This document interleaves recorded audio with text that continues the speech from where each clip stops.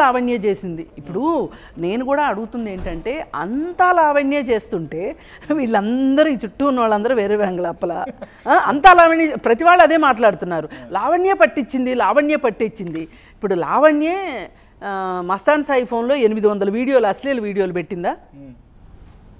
అసలు అంటే ఏ తల్లిదండ్రులైనా ఏమనుకుంటారంటే, మా అబ్బాయే మంచోడు, మా అబ్బాయి స్నేహితులు చెడ్డవాళ్ళు అంటారు.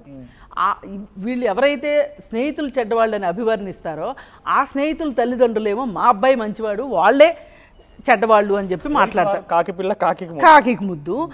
నేరం చేసినా కానీ కాపాడుకుంటారు. అది కులాలకి, మతాలకి, అంతస్తులకి దేనికి సంబంధం, డబ్బున్నా డబ్బు లేకపోయినా. ఇప్పుడు మన ముచ్చుమరిలో చూడండి,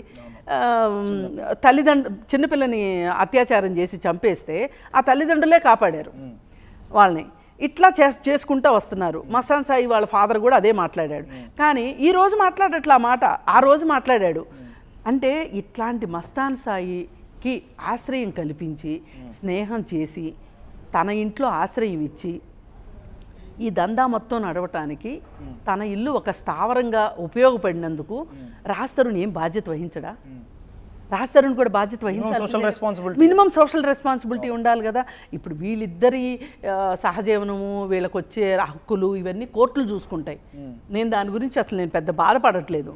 కాకపోతే ఎవరికైనా బుద్ధి వచ్చే విషయం ఏంటి అంటే, ఈ సహజీవనాలు ఇంతంత చిన్న వయసులో సహజీవనాలు మొదలెట్టి అసలు పెళ్ళిళ్ళు చేసుకోవాల్సిన వయసు వచ్చేసరికి డ్రగ్స్ బారినో మద్యం బారినో పడి జీవితంలో ఏమీ సాధించలేక వీళ్ళు మిగిలిపోయే అవకాశం ఉంది. ఇది ఇటు పెళ్లికి పనికిరారు, అటు సహజీవనానికి పనికి రాకుండా రెంటికి చెడ్డ రేవళ్ళలాగా తయారవుతున్నారు.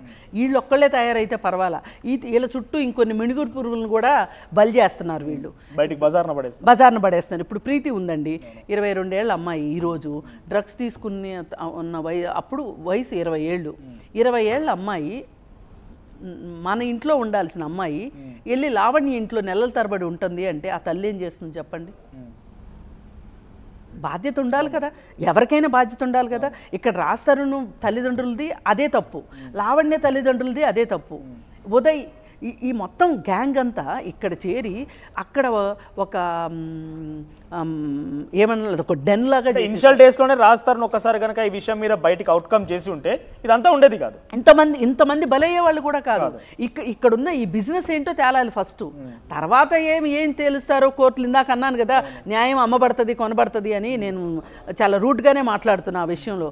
ఇక్కడ ఇలాంటి దందాలు నడవాలి అంటే పోలీసులు, న్యాయవాదులు, రాజకీయ నాయకులు, అలాగే సదరు సినిమా మహానుభావులు, వీళ్ళందరి భాగస్వామ్యం లేకుండా ఈ దందా నడవదండి. ఈ దందానే కదా, ఏ దందా నడవదు. న్యాయవాదులు ఎందుకు వచ్చారండి మధ్యలో? నేను ఎందుకన్నానో తెలుసా అండి, తెలుసా? ఇప్పుడు వీళ్ళకున్న ఒక న్యాయంలో ఉన్న, న్యాయవాదుల్లో ఉన్న ఒక విషయం ఏంటి అంటే, డాక్టర్లు ఎట్లాగో దెబ్బలు తగిలి వచ్చిన వాళ్ళకి ఫస్ట్ ఎయిడ్ చేయటం వాళ్ళ వృత్తి ధర్మం అని ఎట్లా అనుకుంటారో, వాడు హత్య చేసి వచ్చిన వాడిని కూడా ఒక ఉగ్రవాది తరఫున కూడా మేము కేసు టేకప్ చేయొచ్చు అనే ఒక మాటతోటి వీళ్ళు ఎలాంటి వాళ్ళని వీళ్ళు బయటేస్తున్నారో మనకు తెలుసు కదా. అందుకని నేను అన్నా, మీకు కొంచెం బాధ కలిగితే. అలాగేదండి, కాన్స్టిట్యూషన్లోనే ప్రతి హ్యూమన్ బీయింగ్కి ఒక రైట్ ఉందండి. అండ్ ఇంకోటి ఏంటంటే, వాళ్ళని బయటేయడం అంటే బేస్డ్ ఆన్ ద ఎవిడెన్సెస్ వాళ్ళు బయటకు వస్తారు, దాని పరంగా మేము వాదిస్తాం. అంతేగాని మేమేదో వాళ్ళు నిజంగా హత్య చేసినా కూడా బయట తీసుకుని క్రియేట్ చేసే చేయలేరు. అట్లా ఉండదు, అది కాదు. ఇప్పుడు న్యాయవాదులుగా నేనేమనబోతున్నా, ఒకవేళ మీకు అది ఇబ్బందికరంగా అనిపిస్తే, నేను కరెక్ట్ మాట్లాడలేదు అనుకుంటే నేను సరి చేసుకుంటా, నేను మాట వెనక తీసుకుంటాను. నేనేం పెద్ద ఇందులో ఇవి కిరీటాలు పడిపోవు కదా. అయితే నేను అలాగేదండి, అంటే ఒక వృత్తిని మీరు జనరలైజ్ చేసేస్తున్నారు.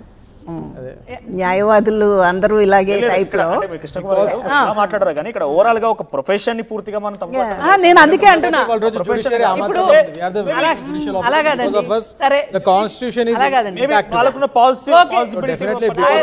అలాగండి, లాయర్లను తీసేద్దాము.